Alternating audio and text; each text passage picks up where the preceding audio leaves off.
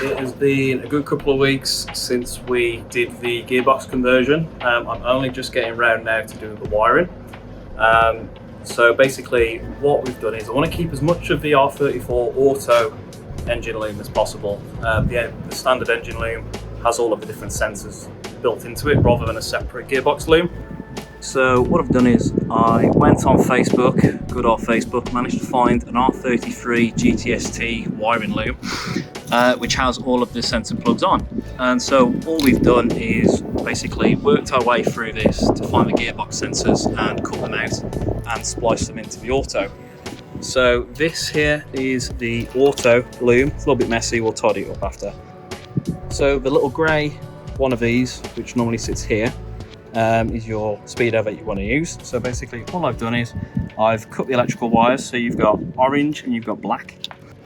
So the wires for the R33 loom are obviously yellow and purple and this grey and red. And so this is how the wiring works for your speedo. Then that then is routed all the way down to the bottom of the gearbox, plugged into the speedo sensor at the front. And I think it's the second speedo. I think the speedo has 2 plugs on the auto, so you don't need that one. You've also got this green plug as well. You don't actually need that. That doesn't do anything with the manual loom.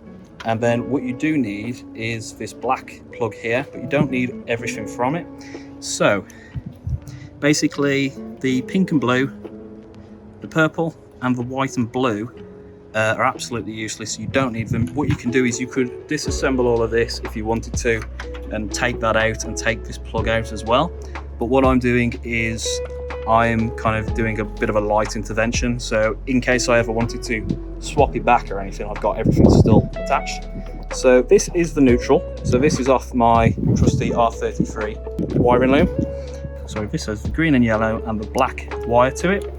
And then basically all I've done is on the back of this black plug, I've taken the green and white wire and I've taken the orange and yellow wire. And I've put the black, which is the earth, to the orange and yellow, and I've put the green and orange wire to the green and white wire, and then that will then route down and plug into the gearbox. I have already tested it all out and it's definitely made a difference. Before it was idling quite high and now it idles just below 1000 revs.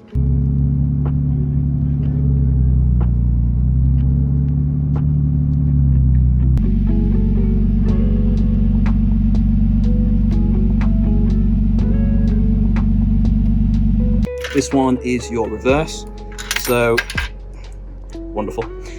So you'll want to put this in so that your reverse lights come on. And then from this, you have this bluey green wire and this red wire. And then basically, this is quite an important one. So as part of the auto ECU, the difference between the auto and the manual is that with the automatic box, there's like a kill switch to stop the car being started unless these wires are connected. So originally when we did this, we had to take this fuse out and we had to basically bypass the fuse and put a wire in there to get it to start. So with this being a hardwired solution basically. So the grey wire and the black and pink. So the grey wire and the black and pink from this black plug go together, and then this red wire also goes together as well. So basically this grey and this black and pink have to be together. If they're not touching, then the car won't start at all. This is the R33 gearbox that we bought. So this sensor at the back is the neutral sensor. So then running off this, we've got the green, yellow and black wire. And then we've got the reverse sensor in the middle. Off this one, we've got red and green, which will then run up the top. And then the smaller one at the front, the little grey one, is the speedo.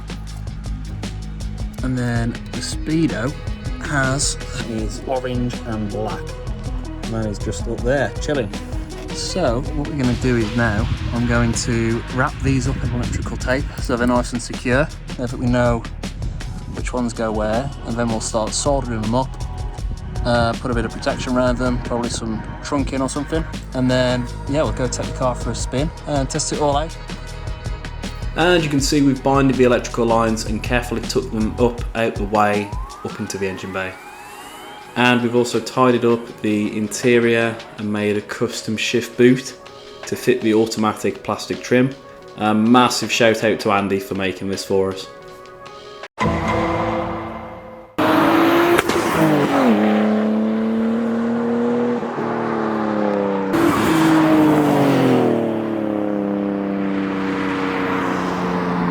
Hello, you join me and Ben in the R34 Skyline, so let's go and see what it does.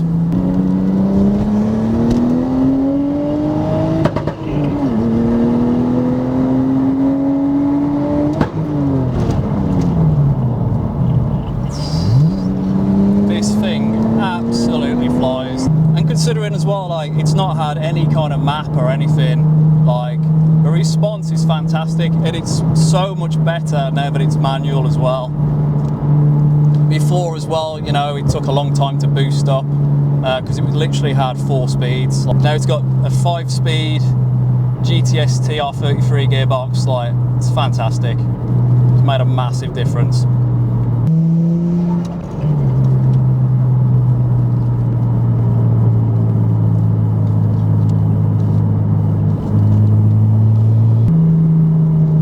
I've definitely had faster cars, but this is just so much fun. It'd be better if there wasn't so much traffic.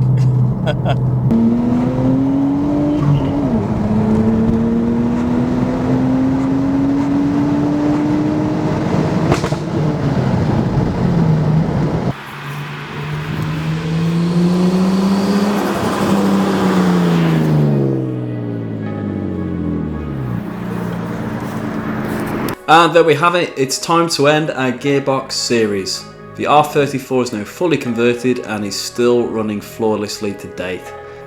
I've had great fun working on this. I'd never touched a project like this before, so it's been one big learning curve. A massive shout out to Rich, Ryan and Bal for all of their help in making this a reality.